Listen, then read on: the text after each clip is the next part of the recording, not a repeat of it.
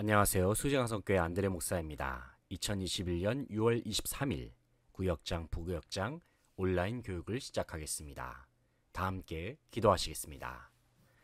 하나님 아버지, 주님의 은혜와 사랑에 진심으로 감사를 드립니다.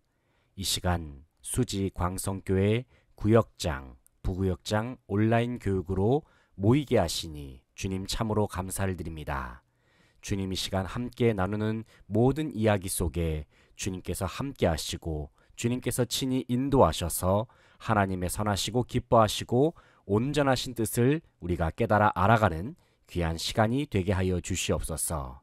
아버지 하나님, 특별히 귀한 사역을 감당하는 구역장님들, 부역장님들의 삶을 주님께서 돌보시고 주님께서 충만한 은혜로 채워 주시옵소서. 그들의 기도 제목을 주님께서 들으시고 응답하여 주시며 하나님의 특별한 은혜에 힘입어서 모든 삶 속에서 승리를 경험하는 저희 모두가 되게 하여 주시옵소서. 우리의 모임을 통하여서 서로 간에 아름다운 사귐이 있게 하여 주시옵소서. 비록 온라인으로 인하여서 직접적인 교류를 할 수는 없지만 함께 기도하면서 서로를 위해 중보하면서 우리가 예수 그리스도 안에서 하나가 되는 우리 수지강성교회 귀한 구역 공동체가 될 수 있도록 주님께서 인도하여 주시옵소서. 주님께 감사드리며 예수님의 이름으로 기도합니다. 아멘. 네, 구역자님들, 부역자님들 여러분 한 주 동안 잘 지내셨습니까? 이 시간 온라인 교육을 다 함께 시작하도록 하겠습니다. 첫 번째 공지사항을 함께 보도록 하겠습니다. 매주 수요일 오전 11시에 진행되었던 구역장 부구역장 온라인 교육을 이제 6월 30일까지 진행을 하고 나서 7월부터는 방학에 들어갈 예정입니다. 많이 아쉬워하시는 분들도 계실지 모르겠지만 한 학기 동안 참 어려운 환경 속에서 참 많이 수고하셨고 참 애쓰셨습니다. 7월부터는 방학에 들어가면서 우리가 2학기 때 개강하는 그 시기를 위해서 함께 기도해 주시고 또 여러분에게 주어진 귀한 안식의 시간을 잘 누리실 수 있는 모든 구역자님들, 부구역자님들 되시길 바랍니다. 아마 개강은 2학기 개강은 8월 말쯤에 8월 말에서 아마 9월 초에 시작이 되지 않을까 싶은데 일단은 뭐 개강이 된다 하더라도 구역 모임을 정상적으로 할 수 있을지 없을지는 잘 모르겠습니다. 하지만 그럼에도 불구하고 우리가 어쨌든 가지고 있는 직분, 주님께서 주시는 직분을 잘 기억하면서 우리가 맡겨주신 기도의 사명, 또 구역원들을 또 시간 날 때마다 뭐 돌보고 함께 연락하면서 가끔씩 이제 챙겨주실 수 있는 우리 구역자님들, 부구역자님들 되셨으면 좋겠습니다. 늘 감사를 드리고 다음 주까지 진행된다는 점 참고해 주시면 되겠습니다. 이제 앞으로 코로나에 관한 대응 지침이 어떻게 변화될지는 아직은 정확하게 알 수는 없지만 당분간 방역 지침을 준수하는 가운데 성전 공간 20% 인원에서 예배를 드린다는 점 계속해서 참고해 주셔서 예배 참석에 큰 차질이 없도록 여러분이 함께 참고하셔서 참여하시면 되겠습니다. 매주일 오후 2시에 오후 찬양 예배, 매주 금요일 밤 9시에 금요 기도회를 진행 중에 있습니다. 지금 일단 온라인으로 계속해서 진행하는 가운데 있고 또 현장 참석도 받고 있습니다. 아직 뭐 이제 정확하게 재개가 되었다라는 그러한 광고가 나가지 않았기 때문에 많은 분들이 예배 참석하느냐 말아야 되느냐 혹은 뭐 거의 생각을 안 하시면서 계실지도 모르겠지만 오후 찬양 예배 금요 기도에도 기억해 주시고 또 참여해 주시고 또 함께 모든 시간을 통해서 하나님의 은혜가 충만하도록 위에서 함께 중보 기도해 주시면 감사하겠습니다. 계속되는 기도 제목입니다. 개인영 지사님 어머님께서 암 수술 후에 방사선 치료 중에 계십니다.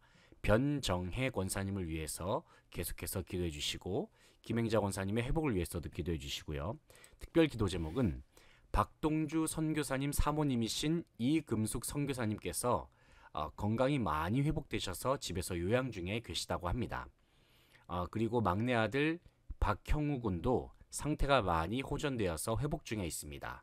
특별히 우리 선교사님의 가정을 위해서 계속적인 기도를 부탁드립니다. 사랑구역의 이은주 선생님, 시온찬양대 반주자시죠. 따님 온유가 요로 감염으로 인해서 병원에 입원하여 치료 중에 있습니다. 현재 발열 증상도 있는 상황인데 온전히 회복될 수 있도록 구역자님들의 특별한 기도를 부탁드립니다. 지난주일 설교 말씀을 함께 살펴보겠습니다. 제목은 속이 상할 때, 시편 143편 1절로 6절 말씀입니다. 하나님의 말씀을 함께 읽겠습니다. 여호와여, 내 기도를 들으시며 내 간구에 귀를 기울이시고 주의 진실과 의로 내게 응답하소서. 주의 종에게 심판을 행하지 마소서. 주의 눈앞에는 의로운 인생이 하나도 없나이다. 원수가 내 영혼을 핍박하며 내 생명을 땅에 엎어서 나로 죽은 지 오랜 자 같이 나를 암흑 속에 두었나이다. 그러므로 내 심령이 속에서 상하며 내 마음이 내 속에서 참담하니이다. 내가 옛날을 기억하고 주의 모든 행하신 것을 읊조리며 주의 손이 행하는 일을 생각하고 주를 향하여 손을 펴고 내 영혼이 마른 땅같이 주를 사모하나이다. 셀라. 아멘. 네, 항상 이제 우리가 구역 모임을 진행하면서 제일 중요한 것은 주일 설교 말씀입니다. 우리가 주일 설교를 구역원들과 함께 다 들었다는 것을 전제해서 구역 모임을 진행할 수가 있는 것입니다. 하나님의 말씀을 우리가 듣고 그 말씀을 우리의 삶 속에, 각 구역원들의 삶 속에 적용시키는 것이 바로 우리 구역 모임이라고 할 수가 있겠습니다. 그러므로 우리가 항상 나눔 질문을 살펴보기에 앞서서 설교 요약 부분을 먼저 살펴보게 되는 것입니다. 우리가 한번 설교 요약 부분을 살펴보면서 본문 4절 말씀에 그러므로 내 심령이 속에서 상하며 내 마음이 내 속에서 참담하나이다 라고 말씀하고 있습니다. 아마 다윗의 이 시편을 기록하였던 다윗의 마음이 아마 이러한 상황이 아니었을까 생각합니다. 삶 속에 엄청난 고난을 겪고 많은 시험과 또 환난을 겪었을 때에 다윗이 경험하였던 그 감정, 그 상황은 오늘날을 살아가고 있는 우리들에게도 동일하게 주어질 수 있는 부분이기도 합니다. 우리가 그럴 때, 속이 상할 때에 우리는 하나님 앞에 어떻게 나아가야 할 것인가? 우리가 어떠한 믿음으로 나아가야 할 것인가? 우리가 본문 말씀을 중심으로 함께 살펴볼 수가 있습니다. 특별히 다윗은 기도의 사람이었습니다. 다윗은 은혜가 충만할 때만 하나님 앞에 기도하지 않았습니다. 다윗은 자신의 삶이 비탄에 잠길 때에도 또 오늘 본문 말씀에 나온 것처럼 참담할 때에도 속이 상할 때에도 다윗은 변함없이 하나님 앞에 기도하면서 나아갔다는 것입니다. 이것을 우리가 본받아야 할 것입니다. 그렇다면 우리가 속이 상할 때에 어떠한 믿음의 모습으로 주님 앞에 나아가야 하는가? 첫째는 하나님 앞에 나아가서 기도해야 한다는 것입니다. 속이 상할수록 하나님 앞에 더욱 나아가야 한다는 것이죠. 본문 1절 말씀을 보면 여호와여 내 기도를 들으시며 내 간구에 귀를 기울이시고 주의 진실과 의로 내게 응답하소서라고 말씀하고 있습니다. 속이 상할 때 성도는 하나님께 나아가서 기도해야 한다라는 겁니다. 하나님 앞에 우리의 마음을 보여드릴 수 있어야 합니다. 하나님 앞에 우리의 마음을 고백할 수 있어야 됩니다. 하나님께서는 이미 우리가 고백하지 않아도 우리의 마음을 다 알고 계시지만 하나님께서 진정 우리에게 원하시는 것은 우리의 속상한 마음을 하나님 앞에 열어 보여드리는 것입니다. 하나님은 우리가 하나님 앞에 열려있는 마음으로 나오길 원하십니다. 그 어떤 상태여도 상관없습니다. 그저 열린 마음으로, 진실된 마음으로, 솔직한 마음으로, 꾸미지 않는 마음으로 하나님 앞에 나아갈 때에 하나님께서는 우리의 기도를 들으시고 응답하여 주십니다. 다윗의 고백과 같이 내 기도를 들으시는 하나님, 내 간구에 귀를 기울이신 하나님, 그래서 우리의 삶 속에 하나님의 진실과 하나님의 의로움으로 응답하시는 하나님을 우리가 기도하는 가운데 경험할 수 있음을 기억할 수 있는 모든 성도들 되시기를 다시 한번 기도합니다. 둘째로는 주님을 깊이 생각해야 한다는 것입니다. 본문 5절 말씀을 보게 되면 내가 옛날을 기억하고 주의 모든 행하신 것을 읊조리며 주의 손이 행하는 일을 생각하고 라고 말씀하고 있습니다. 속이 상할 때 지난날 주님이 행하신 은혜를 기억하며 생각하라 말씀하고 있습니다. 우리가 지금 당장에는 우리의 삶의 현실이 나아지지 않을 수 있습니다. 내가 지금 겪고 있는 삶의 고난이 당장에 해결되지 않을 수도 있습니다. 그로 인해서 지금 너무나도 힘들고 낙심이 될 수도 있지만 그럴 때 우리가 해야 될 것이 무엇이냐? 지난날의 내 삶 속에 하나님께서 베풀어 주셨던 은혜, 특별히 하나님을 처음 만났던 기억, 하나님께서 내 삶 속에 구원을 행하신 일들, 나를 사랑하시는 하나님의 그 사랑의 손길을 정말 뜨겁게 만났던 그 기억을 떠올리는 것이 중요하다는 것입니다. 비록 지금은 당장에는 나아지지 않는다 할지라도, 삶의 문제가 해결되지 않는다 할지라도 한번 하나님의 은혜를 회상해 보라는 것이죠. 그러면 그 과거의 기억이, 그 옛날에 하나님께서 내 삶 속에 행하셨던 그 일들에 대한 기억이 오늘날을 살아갈 때에 그것이 승리할 수 있는 원동력이 되고 고난을 극복할 수 있는 힘이 된다는 사실입니다. 이 사실을 기억하면서 주님의 은혜를 날마다 생각하면서 사실 수 있는 모든 성도들 되시기를 간절히 바랍니다.